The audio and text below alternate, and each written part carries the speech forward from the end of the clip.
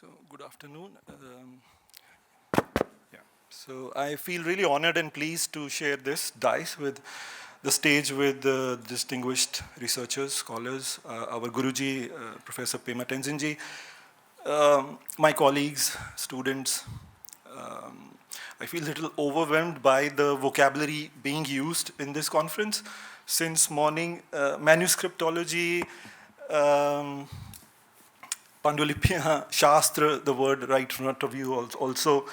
I am a student of literature. I would be just trying to put this presentation in context first by reading the title, Mapping Modernist Literary Currents in one specific work by Rahul Sankrityayan.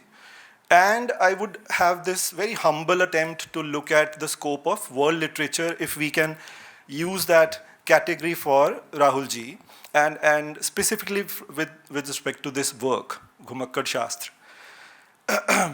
I remember I read this book a few weeks ago. I spent about 3-4 days over it, and it was very different for the fact also that I have been I'm reading Hindi literature after a long time. So I feel privileged also to do this. It's a text in Hindi, but the language I'm Hindi, Sanskrit mera nil hai bilkul. Hindi I can speak, but I'm not used to it.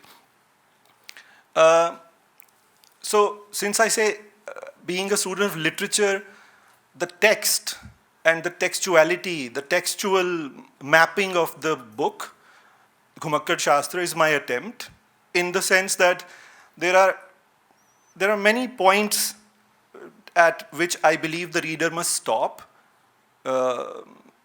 contemplate, and think about the way we are living today.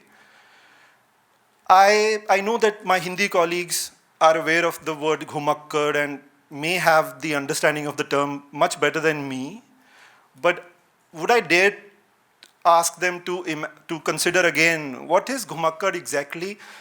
This is the query that came to my mind a lot. I mean, we have, of course, talked about it's not Ghumna only, it's not tourism at all. We understand that. But beyond this understanding, practically speaking, most of us, do I dare to say this, do we understand the attitude with which somebody becomes, I don't know whether that is possible, but somebody who practices it. So with these few queries, I jumped into the text, and I thought that there is a lot of literary, and I will come to this on some slide. What do I mean by literary? And the approach with which Rahul Sankrityayan writes is a lot modernist, and I will once again try to underline, highlight what I understand by this term. Ghumakkad is a word which brings to my mind a neutral word we use very loosely these days, travel. Or maybe I'm wrong. I mean, this is the first impression on my mind. Is it like what we do mostly in the name of Ghumakkadi, if anything? At the most, I believe many academics, students, professionals, what do? They plan a kind of a holiday that comes, or they look forward to some weekdays, some planning regarding leaving for some place, going somewhere. What else does come to your mind is something I was wondering while preparing for this presentation. On the internet, there is this quotation, very famous, attributed mostly to Lord Buddha, but I have my doubts. I tried to find the source, and many of our Gurujis would help me. I would approach them if I get time to look at that quote. And it looks quite flashy. It looks very beautiful also. I'm going to share that with you. So I read this a lot, and I shared this with my students a lot. In many of the examples, I myself perhaps misattributed to Lord Buddha because, so the quote says, it is better to travel well than to arrive. And while reading Ghumakkad Shastra also, I was thinking about this. By the way, this comes in many forms. It looks somewhere like it is better to travel well than to arrive. This is a common refrain now in my mind. It's not working, I think. So I'm sorry for this. I want you to see the aeroplane, the brand, and the branding of tourism that comes with it. And I just want to raise this point that do we not, in the name of travel, plan it and then go somewhere and to relax? And what are the various reasons that we travel? Um, and, looking at the quote again, I'm just trying to have a loose context. And by the way, I will not be able to look at the historical aspects of the journeys that Rahulji did. I tried to inform myself quite well. What is the key word in this quotation if we look at it? Will it be arrive? We travel. Why? Do we travel to arrive? Do we travel to leave? Do we travel to relax? Or is it the prepositional before the nouns, from this point to the next? So when I think of journeys, mostly what comes to mind is a departure and an arrival. According to this quote, it discourages you to arrive. What would that mean if we think about it? And what does it mean to travel? And then extending it, what does it mean to travel well? These questions trouble me whenever I go somewhere or come back and according to a plan, and I talk about it with the students a lot. So the first point in my inquiry, kind of a slightly philosophical inquiry within the text, would be, first of all, to define Ghumakkad, the term. And the language that I'm speaking, the words I'll be bringing will include, and they are not bad words, I can understand where they're going. I'm thinking of Wordsworth. Does it mean to wander than travel, to drift somewhere, to ramble, wayfarer, explorer, sojourner, voyager, rover, roam? Does it mean to roam, just roam? Is it roamer? And I also tried my best to find a Tibetan word, kempo. I tried my best to explain my students that we are talking not of just going from point A to B, and they understood. Of course, Gendan Chopel, which was the associate of Rahul Sankrityayan for so many years, guide, friend, and confidant, he was also doing the same. And people would use the term kempo for him. Kyampo, to correct it. Thank you, sir. And with this come other queries like, can it be defined? Traveling can be, experiences can be, but Ghumakkadi, can it be defined? Or should it even be attempted to be defined? And I could correlate that Ghumakkad and what we in literature call somebody who's a modernist, who challenges the tradition, who goes against the grain. Both these terms have one common element, and that is to defy defining. And I was quite interested in how, had Ghumakkad a term been something very logical, defined or predefined, it would not have been chosen as a subject by Rahul Sankrityayan ji. The way his journeys pan out and the planning is not around, and so there must be planning. I have to be careful also. And so this would be the best way, I think, to propose that. Of course, we also understand that with modernist comes terms like alienation, fragmentation, the typical literary modernism that we talk about, and those are the ideas which are entrenched in modernism. So how do I correlate or look at both these terms? In Rahul Sankrityayan's case, a closer examination of this treatise shows that he was against a kind of a cultural insularity. He did not appreciate to get kind of fit or set into a culture in a way. I mean, he embraced a culture, but he wanted to explore more. So this cultural insularity is something he's against, and I thought that a modernist would also be. And this, I believe, is the point of departure of, if this book is a Shastra, Ghumakkad Shastra, of many other departures which are known or unknown in this light. So from defining, we look at this term Ghumakkad taking more contexts, or my only struggle in this paper is to define it. If you help me out, I will resist it, because I believe that it's something else. We need more metaphors for finding the exact meaning, or the ability to do it. After all, this attitude is missing. I don't see it. And so a meaningful engagement, which comes in a modernist outlook with other cultures, and leaving the place where a modernist cuts off from the pre-given and disengages with it, so that you can just regenerate something, or re-engage with oneself, and by extension with also others. Rahul Sankrityayan's association with Gendan Chopal shows, I look at that episode and I see this cross-cultural engagement, disengagement from my own culture, and then re-engaging it to find more meanings, and that's very modernist. I try to look at more contexts. From the world of literature, poetry, it's what comes to my mind. This is not just mere forced correlations. I look at Emily Dickinson's poem a lot. Tell all the truth, but tell it slant. So this slant that you take while traveling, where you don't know the linear changes into the curvy linear. And the geometrical metaphor is another thing that comes to it. There is a journal also. I was very intrigued by the name Asymptote and looked into it. It's that curve which until infinity does not meet with the point that it is accompanying. I will just read a few lines. It's a curvy linear. An asymptote, according to this definition, is a straight line that is closely approached but never met by the curve. After all, in Greek, asymptotos means not falling together. So I once again go back to this query, what does it mean to travel well? In our eyes, does it mean to just fall together, reach somewhere, fall together? Well, and the philosophical thing, that what is truth?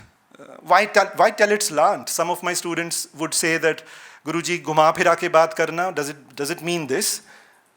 Tell all the truth, but tell it slant. And seriously, it's not that. It's not good. So the way we are programmed is, ya seedhi baat karo, ya ghuma phira ke baat karo. There is another circuitous, curvy linear possibility that the slanting, that the asymptote offers.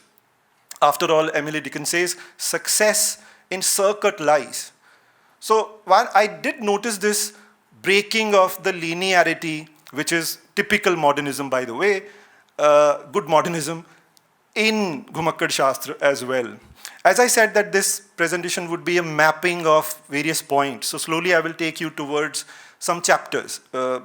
People would call them lakes, essays, the first to the 15th. But as time permits me, I'm searching for more contexts. If you tell me, sir, samajh mein aa gaya hai ki Ghumakkad kya hai, I don't think so. Maybe I'm slow thinking.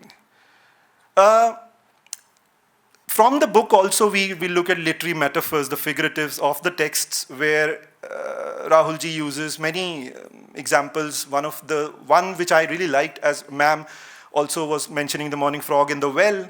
Kolu ka bail is another similar way of just keep revolving and moving all the time without having that direction. But then again, be careful. Direction, do we really mean Ghumakkadi has a direction?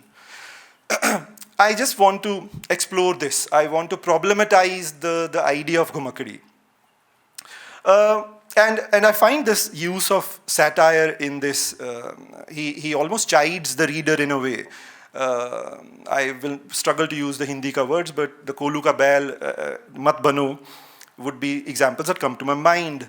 I was also thinking of, because I come from that literature side, that when somebody writes an epic poem, they invoke the muse, invocation to the muse. I was just trying to figure out, in Rahulji's case, what that invoking would be, and it would be Ghumakkadi itself. Considered it to be as a, if not a deity, something like a presence or some religion. After all, it's being called a Shastra. So the first invocation for him is, to anything, is the wandering itself. Again, I don't think this helps us very much to define it, what really wandering is. Is it wandering? And it leads to more philosophical inquiries as active participants than passive observers. And slowly, as we wade through the chapters, we start looking at topics like education. And even though this is kind of a non-linear, fragmentary text, the language is maybe not the most suitable for the literary discourse that we are used to, but you have to work around these metaphors, you have to work around these connections. To associate this idea of Ghumakkadi with the understanding of dharma. So when you leave your place, leaving the place entails reaching somewhere unknown and invisible. Modernism does this a lot.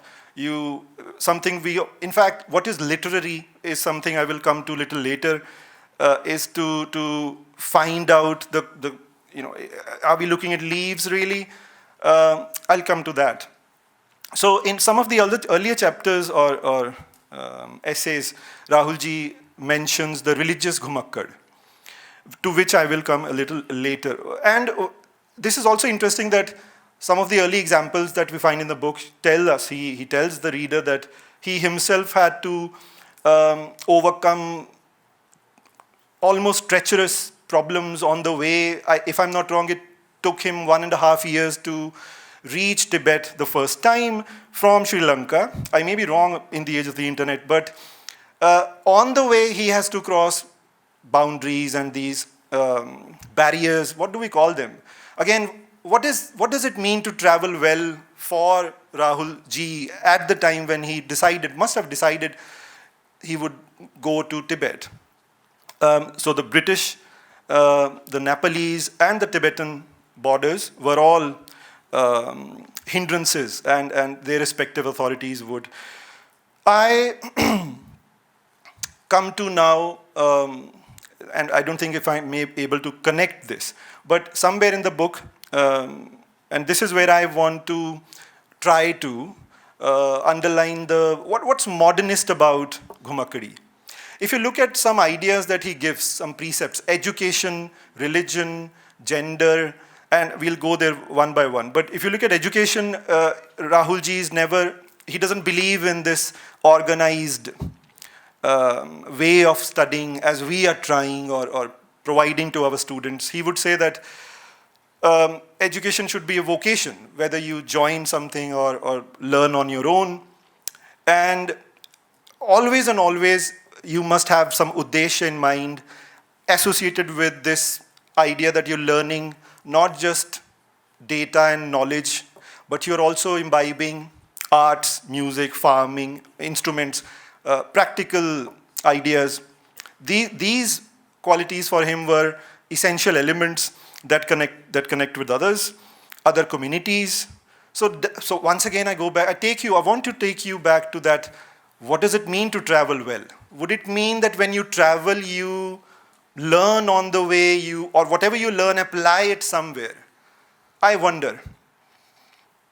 And this is the way you participate in a community and share your learning with another. And this is in a way, as what I understand, is a good way of connecting with the unknown or the invisible or the alternative.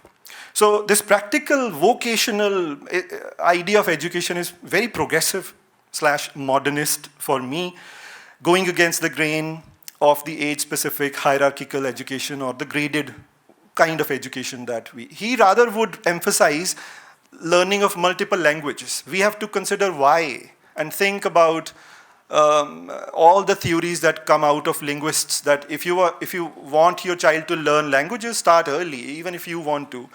Multiple languages. And this helps you embrace global knowledge, develop a cross-cultural communication. It is this sort of education which evolves into ideas. I think of this again and again and again when you decide to go to Tibet. What goes through your mind? And uddesha, which is the word we picked from the book, was to have an access to the rare Buddhist manuscripts. I think, which extended to preservation and bringing them back. I don't think it was planned or sunishchit in any way. With this clear and practical, but also a progressive idea, or even secular, because your uddesha is to not get into a box or fit somewhere. And in this we find a constantly rationalist, reformist mode of education. These are a few chapters we find in the book, Ghumakkad Shastra. I would appreciate that we revise or revisit the idea of education in this light too. Self-reliance, Swavlamban, guides the Ghumakkad. Without that, you cannot be. Now, at this stage, I believe along with you, I'm struggling. But I try to answer this question. What does it mean to arrive, or not arrive, but to travel well? Would it mean that you travel well only if you are self-reliant? If you know how to handle yourself, if you are responsible. So wandering is again questionable. It's like challenged. The idea of wandering, roaming gets challenged. Wandering is an art. In his eyes, it was so important. He almost compared it with the art of having poetry. He says on page number 23 that the rasa of wandering is in no way less than that of poetry. And I wonder, why would he correlate the two things? Is it because of the immense creativity that you see in poetry? So reading this book has made me think about how I travel, why I travel, and when I look at people, what they are doing with this, the ugly picture of tourism that I see now. I mean, you cannot find a quiet spot anywhere. And how would it impact your creativity? I mean, if you are, let's say, writing something, thinking of an idea. He further emphasizes that a Ghumakkad must be, or maybe should be, a writer. Anything you can pick, learn, should have a basic education knowledge. You should keep a diary. You should be a photographer. When I read this in the book, that it always pays that you can take pictures. I was thinking of today's age when we take so many pictures, but again, what is the uddesha of it? I'm not criticizing anyone. We, of course, pictures, document pictures, create. But I want to relate it with Ghumakkadi. And he has, to quote him, the language of image is universal. So drawing, illustrating, painting, and photography too. Just to continue self-reliance, practical skills, which I have already mentioned about. Rahulji even says that don't shirk from doing manual labor. Otherwise you cannot, well, will it be traveling well? Having these abilities to write, draw, paint, which according to him are essential to make your travel an independent, mobile, and full of Ghumakkadi. And it's not really about wandering aimlessly, as we may sometimes wonder or consider, but seeking knowledge by broadening one's horizon and self-reflection by traveling and adapting or adopting to these newer perspectives. Sankrityayan's philosophy persistently blends the empowerment of the individual. So if we go back to it, who travels well? The individual. He is constantly empowering oneself, him, her. Apply it practically, the knowledge that you get, and the freedom of expression that you must express, create. Are these not qualities of modernity in a way?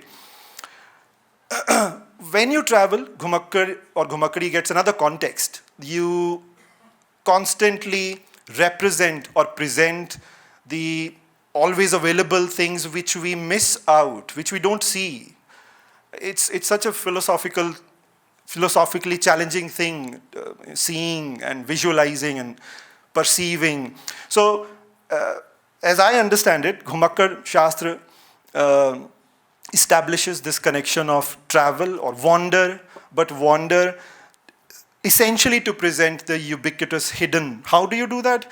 Well, a Ghumakkad foregrounds communities, people, groups, their cultures, their music, history, as much as you can. So you inhabit a space that had always been there, but nobody has yet traversed it.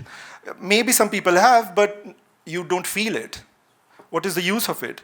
Just visiting some place. So people who were always there but are not seen, or worse, people who are unseen, people you see but don't see, also becomes part of this wandering that we are looking at. I'll just try to wade through, there are many slides, but representing the invisible is something for me is the spirit of the literary that we do in the class. Read this poem, what do you see? 15 different ways of finding that. Not something out of the blue, but of course you make connections. The immediate space inhabited by the cultures and their art forms of the much less documented or discovered, which according to Rahul Sankrityayan include even backward castes, communities, classes, genders, ethnicities. And so he believes in detailing and documenting constantly the so-called backward communities. Some examples I could find out may interest you. The Lahore of the Western Punjab, the Spitis, Tibetan speaking populations, unka culture, unki art forms, and their preferences. If we do all this, would that mean you travel well? Many tribes, which I might skip, I'm feeling the pressure of the time limit that we have. The Sikriwalas, the Banjaras, the Kyampas.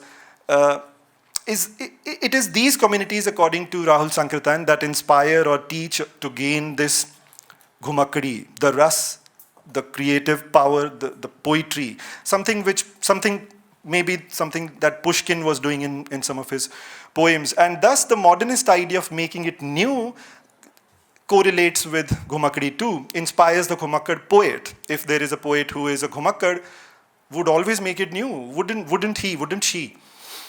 I would want to make a jump from the invisible communities to the oppressed. And I'm aware of the fact that I don't have the expertise to look into cultural theory or anything, but there is a matrix of oppression which I see in 2-3 chapters which Rahul Sankrityayan refers to intentionally or inadvertently. This concept, intersectionality, is probably handy for us to understand that this sociological framework tells us how groups and individuals, could be anywhere, have political identities as a result. Their individual social political realities result in combinations of discrimination and privilege. So whoever enjoys privilege or suffers discrimination, it is cross-sectionally, intersectionally networked. And when you see this, the concept of intersectionality, which was introduced in the field of legal studies by Professor Kimberly Crenshaw, describes how, of course, race, class, gender, and other individual characteristics intersect. I find many correlations on the similar lines in Rahul Sankrityayan's Lake essays. Patricia Collins in her books also hints at this matrix of domination. So when somebody travels according to Ghumakkad Shastra, and of course these intersections and Ghumakkad is something on a closer, deeper look, you cannot ignore. Who travels well? Rahul Sankrityayan provides essential examples of female Ghumakkads. And of course, we had a nice paper in the morning. I will just use an example of how the intersectionality works. He gives examples of when he went to Tibet, some females from China were traveling. He also shares with us in Europe, you even see individual female Ghumakkads, travelers, wanderers. And I don't know whether he really discouraged females from wandering. He would say that probably it's slightly more difficult. You initiate in a small group of 3, and then embark on gain more confidence. But what is important is what is important is to look at that invisible, make those connections. And he says, some of his quotes, it takes 3 generations to make significant change in the outlook of a society. And the Ghumakkads have to play a very prominent role in it. In chapter 8, he writes, female should write and create a new history. And I look at my students, and we talk, in this day and age, we talk about somebody books a train, goes somewhere. And I just could not help share this with you. A student of mine, Pima Choki, she, as soon as I came to know last year that she travels solo, I mean, I don't know whether I can call her a female Ghumakkad yet. I don't know. But this is an example that interests me. So these are pictures taken by her, copyright, Pima Choki.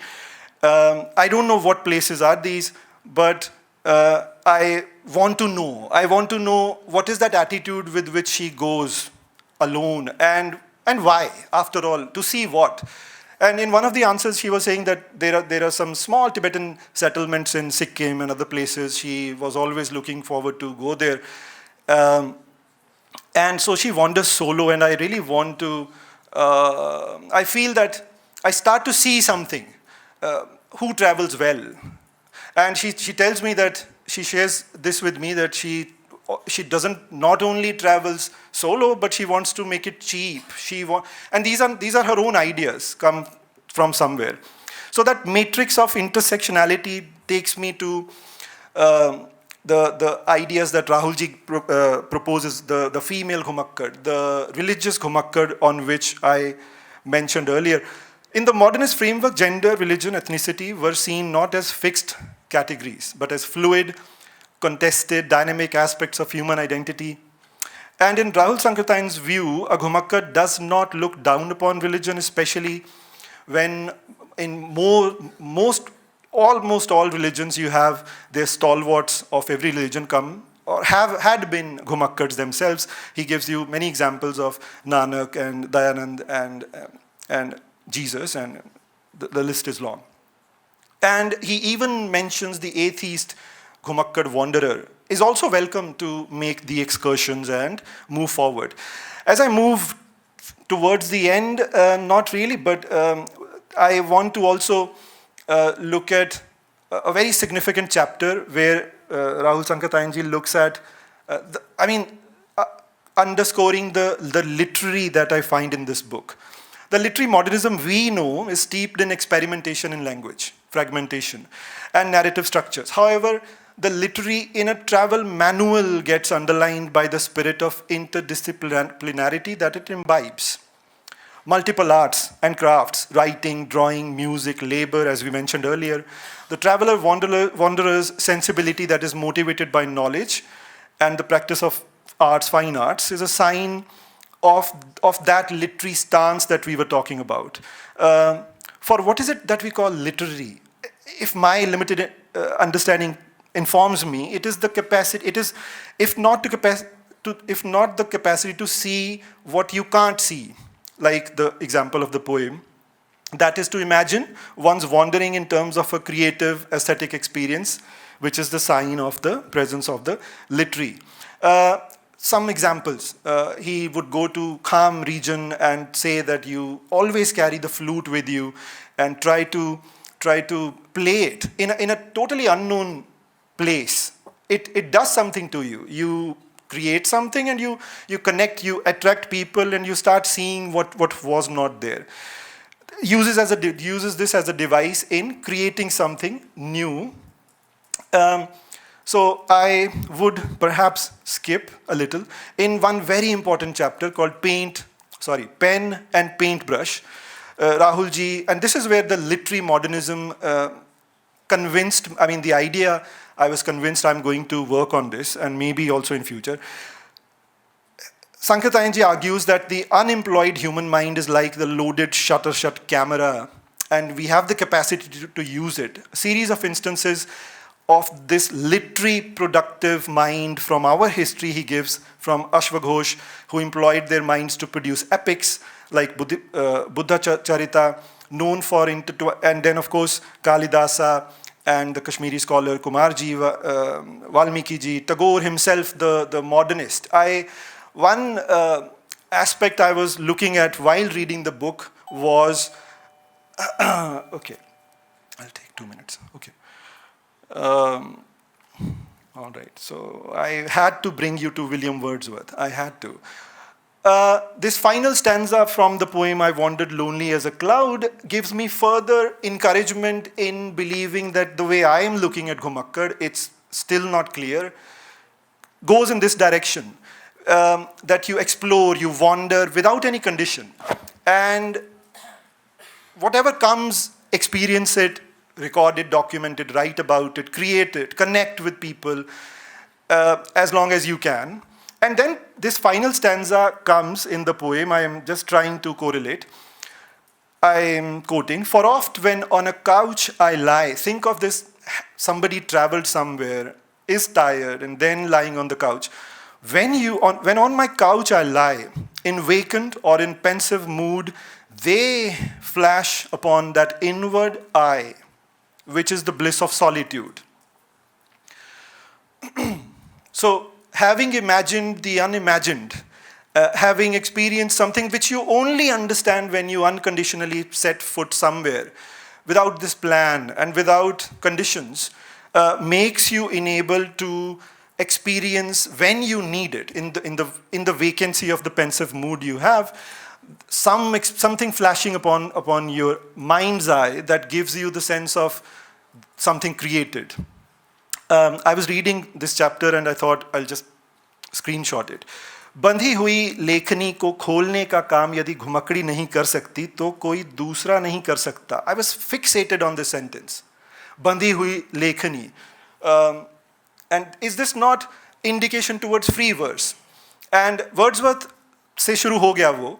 And in literature, of course, he's also going to talk about travels का भी जो रूप is not that important. The rules of this traveling that you're looking at are not, the form is not, you have this freedom to break it. And this, with some of these examples, I want to bring a close to the modernism aspect of the paper. And from Hindi literature's point of view, I really want to say this, we find the encouragement by the Ghumakkad poets to employ these unique ideas of modernism, impressionistic, imagist, symbolist ideas. One case comes to my mind, the French symbolist poet Charles Baudelaire, who was himself, can I say a Ghumakkad? I cannot revisit history, but he takes this chapter on painting. And in the morning, of course, we looked at I am confused now about whether it's Nicholas or Nikolai or the son. I will have to recheck. But Rahulji gives an example of Nicholas Roerich and his travels and the art that he practiced. I'm just going to share very quickly some of it with you. What must he had seen when he was traveling, looking at these mountains? It's symbolist, but it's not logically planned and the way we travel well. It's not according to that parameter. So just looking at the creative side of it. Towards the final chapters of the book, very interesting ideas about if you are a Ghumakkad. So once again, I'm just taking this Udhar ka time, I mean, in the sense of a Ghumakkad probably. Preserving memories, and it's not really important to document or publish them as you get by. Rahulji was saying that, and this was something completely new for me or Pema Choki, who I would talk to more about what she can do. If you are writing something, Rahulji would say, don't care if you don't have money to publish, get back home and find a publishing house. Just share it with anyone, give it to somebody. It will travel, it will be shared by people. But archiving is aspect that is so important to a Ghumakkad. I picked up from the book. And so draw, so write, illustrate, and work on your travelogues.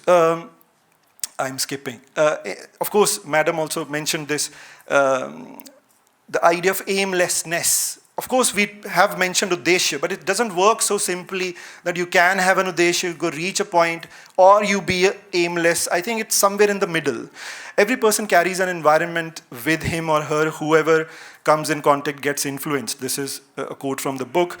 I was looking at what the Western writers are saying about it. I could find one, Robert Lutz. I will read more, but his book is titled very aptly called Aimlessness, in which he writes, and I could quote, of course there is Deleuze, but he says that the Wanderer's Manual is less philosophical than practical. I agree with it, but there is a lot of philosophical depth, a kind of depth that is not visible to me as I read it, but when I go out, when I will try this getting lost somewhere, I might see.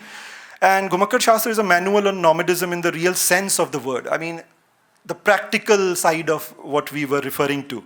Yes, maybe this is my last minute of the presentation. I just want to initiate. I told you, this is not like claiming a big one that Ghumakkad Shastra or Rahul Sankrityayan's literature should be, or it is already world literature. I don't find that evidence. But how much of it qualifies for world literature? By what definitions, by what motivations? And I thought I would share some definitions only, some perspectives which are essential for literature that is not only national, literature is not only that is yours, but belongs more, it travels in the, literature that can be Ghumakkad or qualifies for it, travel well. So world literature normally is literature that transcends national boundaries and culture, encompassing works from different linguistic, cultural, geographic contexts. Does some of the literature that we have mentioned qualify for it? I do want to, because they're big names, but I do want to read them. Maybe somebody could read the paper, the extended paper that I would be writing this a little more in that, if not through this presentation, but hardly one or two definitions. Goethe, who we attribute the idea of world literature to. By the way, he said this, I want to read it. I share this with students a lot. He who knows no foreign languages knows nothing of his own. Please think of who is traveling and how one travels. World literature is not a product of one nation or a language, but belongs to the world. So surely multiple languages and this multilinguality and the traversal of the, going beyond to other countries, I do see scope and hope. David Damrosch, some of the defining voices that we have on world literature says, and we will then think later when you get into discussion with me, if possible, literature that circulates beyond its culture of origin. That's what we call world literature. And read, appreciated by a transnational audience. This is where I have my slight problem, that this literature is not yet transnationally accessed. I could hardly find an English translation of Ghumakkad Shastra. I did not. And so there is work, there is scope, a lot of it to be done by scholars. The invitation is open. Some Ghumakkad translator would probably pick that up. And so I skip and I skip. Kafka has very interesting things to talk about. A writer who belongs to no particular nation speaks for the whole world. And in the book, I have a reference to Rabindranath Tagore, who, when he opens Vishwa Bharati, it gets translated to India, India getting connected with the rest of the world. I rest my case in the end by saying that, in summary, these are the things that I was touched by. I'm still taking this question, who travels well with me? But surely I have understood that what is not important is to arrive. But leaving is really important. And so I just finish with the translations I could find. Hindi, of course, after Hindi we have Bengali, Punjabi. I'm really sorry, sir, for taking all this. Thank you so much. Thank you. धन्यवाद.